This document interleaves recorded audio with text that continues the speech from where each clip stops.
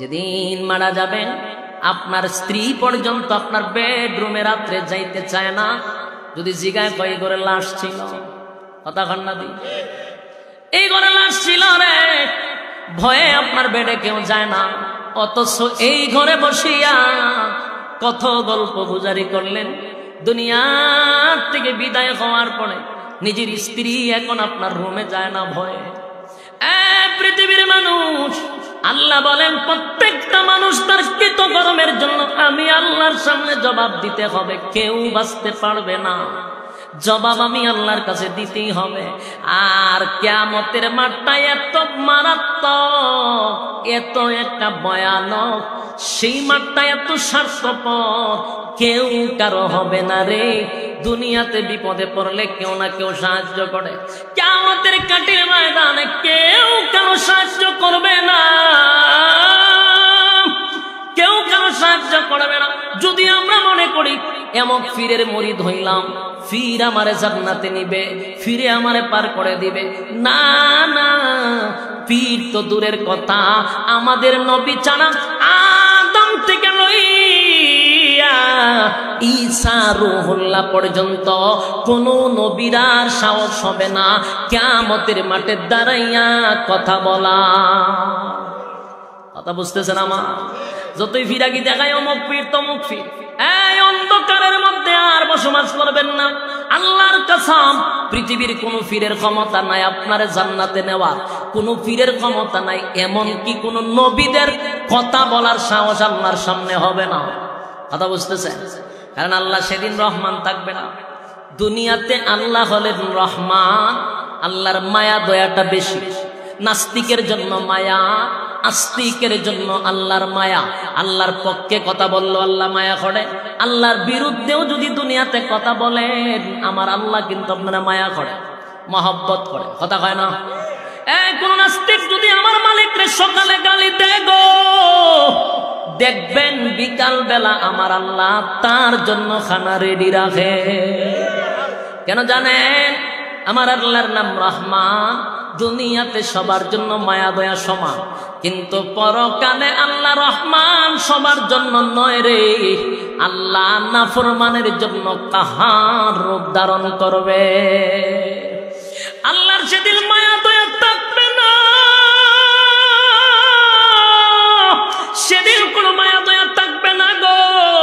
নাফরমানের জন্য আল্লাহ কাহার রূপ ধারণ করবে। সেদিন এমন একটা ভয়াবহ পরিস্থিতি হবে, আল্লাহ খালি হুঙ্কার দিবে, হুঙ্কার দিবে।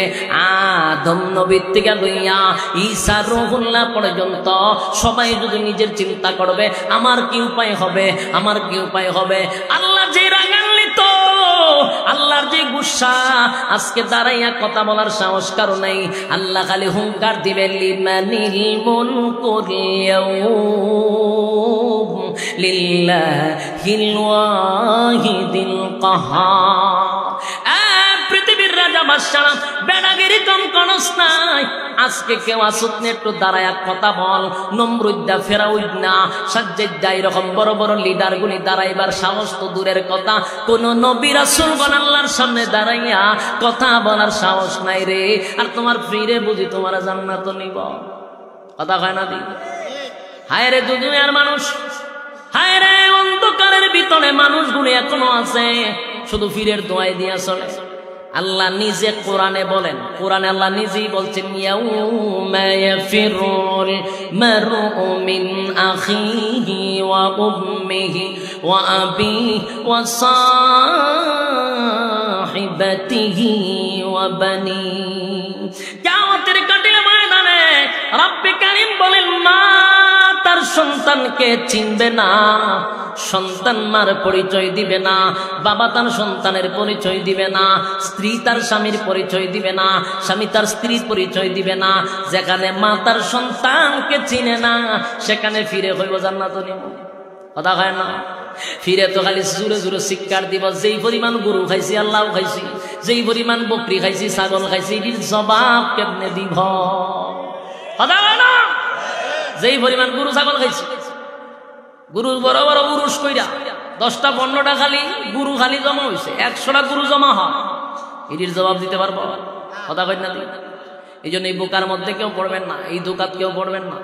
আল্লাহ রাব্বুল আলামিন বলেন হাসরের মাঠে রব্বে কারীম নাফরমানদের জন্য কাহার, আর মুমিনের জন্য আমার আল্লাহ হবেন রহিম। সুবহানাল্লাহ। তাহলে জবাব দিতে হবে, ঠিক কিনা বলেন? আল্লাহর সামনে হিসাব না দিয়া কেউ বাঁচতে পারবে? কথা কই না? হিসাব না দিয়ে বাঁচার কোনো সুযোগ নাই। পাই পাই করে হিসাব দেওয়া লাগে। কথা বুঝতেছেন? ভাই ভাই করে হিসাব দিতে হবে। মানুষের মধ্যে এমন একটা পরিস্থিতি হবে, তিনটা সময় হবে হাসরের মাঠে সবচেয়ে বেশি ভয়ানক। এর মধ্যে একটা হলো রেজাল্ট নেওয়ার সময়। রেজাল্ট বুঝেননি? ওই যে দুনিয়া নামক পরীক্ষা। দুনিয়াটা কি? পরীক্ষার হল। ইয়াদ আসেনি? দুনিয়া হলো পরীক্ষার হল। পরীক্ষা তো দুনিয়ায় দিলেন, আর রেজাল্টটা দেওয়া হবে হাসরের মাঠে। পাস করলেন না ফেল করলেন, হাসরের মাঠে দেওয়া হবে রে। সেদিন আল্লাহ রাব্বুল আলামিন বলেন হাসরের মাঠে রেজাল্ট দেওয়া হবে ডান অথবা বাম। ডান হাতে যারা পাবে আনন্দের সীমা নাই, বাম হাতে যারা পাবে দুঃখের সীমা থাকবে না। মনোযোগ দিয়ে শুনেন, একটা কথাও আমি কোরআনের বাহিরে বলবো না। মনোযোগ দিয়ে শুনবেন। গিচ্ছা কাহিনী বিভিন্ন বুজুর্গদের গল্প আমি কোনো সময় বলি না, এই জন্য মনোযোগ দিয়ে শুনবেন। আল্লাহ আমার তেলাওয়াতকৃত আয়াতে বলেন ওয়ালাকাদ যারানা লিজাহান্নামা কাসীরাম মিনাল জিন্নি ওয়াল ইনস। আল্লাহ কয় বহু মানুষ এবং বহু জিনকে আমি আগুন দিয়ে জ্বালাবো এবং পোড়াবো। এখন আপনাদের প্রশ্ন হইতে পারে হুজুর আল্লাহ কি আসলে আমরা জ্বালাইবার লেগে ফুরাইবার লেগে বানাইছে? বলেন ফুরাইবার লেগে বানাইছে? আপনারা কি ধারণা আল্লাহ আমরা বানাইছে কি আগুনে ফুরবার লেগে? আল্লাহ যে কইতেছে বহু মানুষ এবং জিনকে আগুন দিয়ে জ্বালাবো পোড়াবো, এই কথা কেন বললেন? এটার কারণটা কি? এটা বোঝার জন্য একটু সামনে আসুন। মূলত আমাদেরকে আল্লাহ জ্বালানোর জন্য পোড়ানোর জন্য বানায় নাই। পৃথিবীতে যত মানুষ আসছে এবং আসবে সবার জন্য আল্লাহ এক একটা করে জান্নাত বানাইছে। ফেরাউনের নাম তো শুনছে, হের লাগে আল্লাহ জান্নাত বানাইছে। আবু জাহেল, তার জন্য আল্লাহ জান্নাত বানাইছে। আশ্চর্য লাগতেছে আপনারা? ফেরাউন খোদা দাবি করছে, এরপর আল্লাহ এর জন্য জান্নাত বানাইছে। আবুল আহাব, আবু জাহেল, তাদের জন্য জান্নাত বানাইছি। নমরুদ, সাজ্জাদ, এদের জন্য জান্নাত বানাইছি। কিন্তু এরা কি জান্নাতে যাইব? যাবে না। কিন্তু তাদের জন্য আল্লাহ জান্নাত বানাইছিল, কিন্তু তারা যাবে না কেন? তাদের কৃতকর্মের কারণে। আল্লাহ নাম দিছি, সবার নামে নামে একটা ঘর বানাইছি, কিন্তু তুমি যেতে যদি না পারো এটা তোমার কারণে। এখানে আমি আল্লাহর কোনো দোষ নাই। মনে করেন একটা এক্সাম্পল দিই, আমারে সরকারের পক্ষ থেকে একটা বাড়ি দিছে গুলশান, আমার নামে, এটা বলে এটা তোমাকে দিছি। এখন আমার কিছু কাজ আছে, আমার কাগজপত্র নিয়ে দৌড়াদৌড়ি করতে হবে, এটা আমার নামে লেখাইতে হবে, ঠিক কিনা? যে কাজগুলো রয়েছে আমি এগুলোর জন্য তো দৌড়াদৌড়ি করতেই করতে। মানে আমার ফোন দেবে ভাই বাড়ি আপনার, আপনার কাগজপত্রগুলো ঠিকঠাক করেন। আমি ঘুমায় ঘুমায় হইতেছি, আপনারা ঠিক করে না, আমারই সময় নাই, বাড়ি আমার দিব। তোর মতো অলসের জন্য বাড়ির দরকার নেই। তাহলে আল্লাহ জান্নাত তোর নামে দিছি, এটা তোর কাছে নিতে গেলে আমার কিছু নিয়ম কারণ আছে, এগুলা তুই যদি করতে পারস জান্নাত তোর। কথা বুঝেন নাই?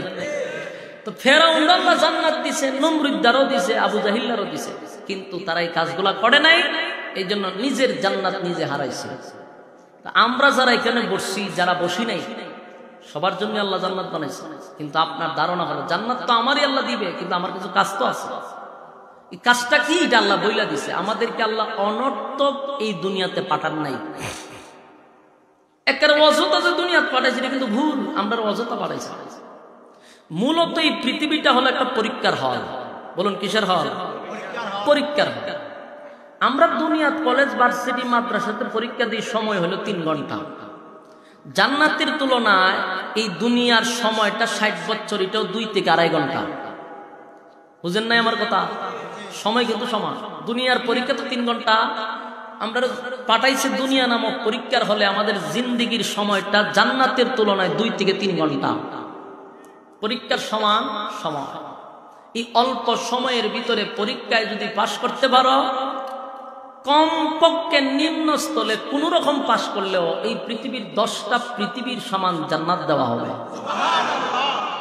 কোন রকম রেজাল্ট করতে পারবে, এর 10 কমপক্ষে 10টা পৃথিবীর সমান জান্নাত।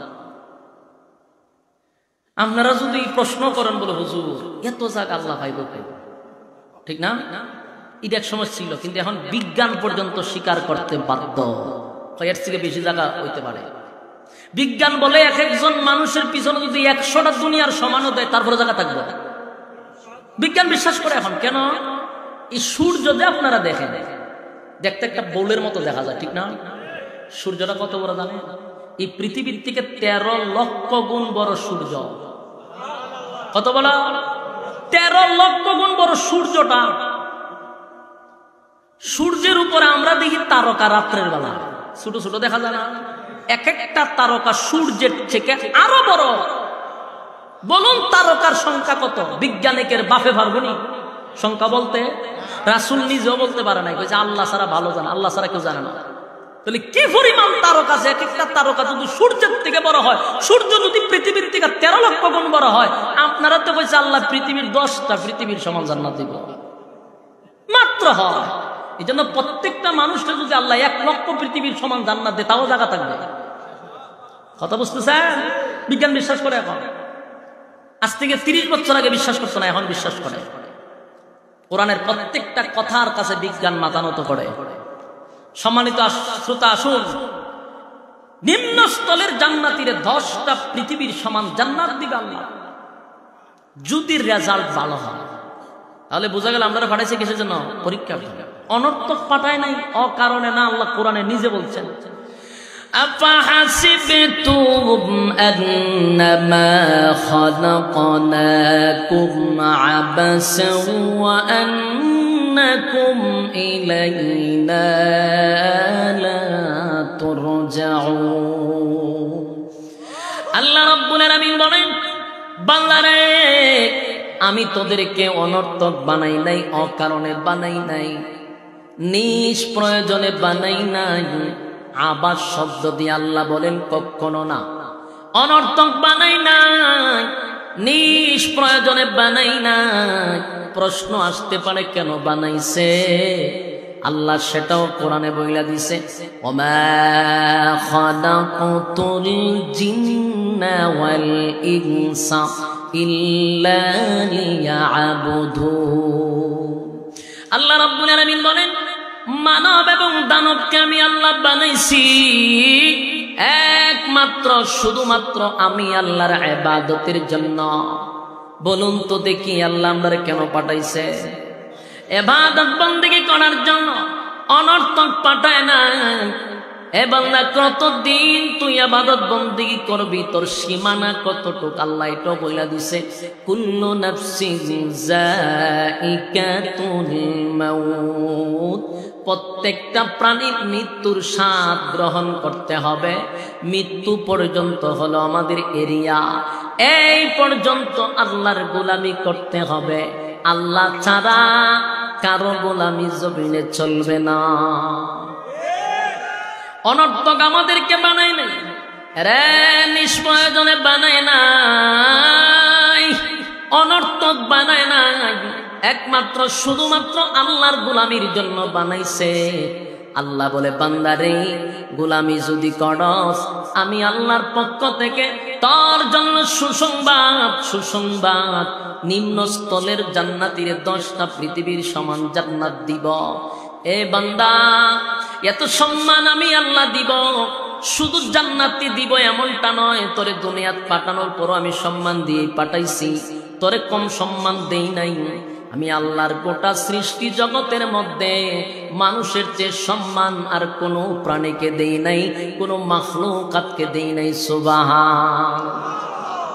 আমরা শুধু বলি ফেরেশতার মতো ভালো, এরকম আমরা একটা এক্সাম্পল দেই। লোকটা ফেরেশতার মতো, লোকটা ফেরেশতার মতো ভালো। এ ফেরেশতারা, ফেরেশতারা সৃষ্টির শ্রেষ্ঠ নয়। অথচ আমরা কিতাবে পাইছি ফেরেশতারা গুনার স্বাদ বুঝে না, গুনাহ কি জিনিস জানে না, গুনার মজা বুঝে না। এরপরও আল্লাহ বলেন ফেরেশতাদের চেয়েও মানুষের সম্মান বেশি। আল্লাহ শুধু এখানেই শেষ না, বলেন সমস্ত মাখলুকাতের চেয়ে সুন্দরের দিক দিয়েও মানুষ সুন্দর বেশি। আমরা অনেক সময় বলি ফেরেশতার মতো সুন্দর, কথা বলি না, কথা হয় না? ওই লোকটা তো ফেরেশতার মতো সুন্দর। আরে বেটা, আমরা কই ফেরেশতার মতো সুন্দর? ফেরেশতা সুন্দর হইলে আমার আল্লাহ কোরআনে বলতো, আমার আল্লাহ বলেন মানুষের চেয়ে সুন্দর আমি আল্লাহ কোনো মাখলুক বানাই না।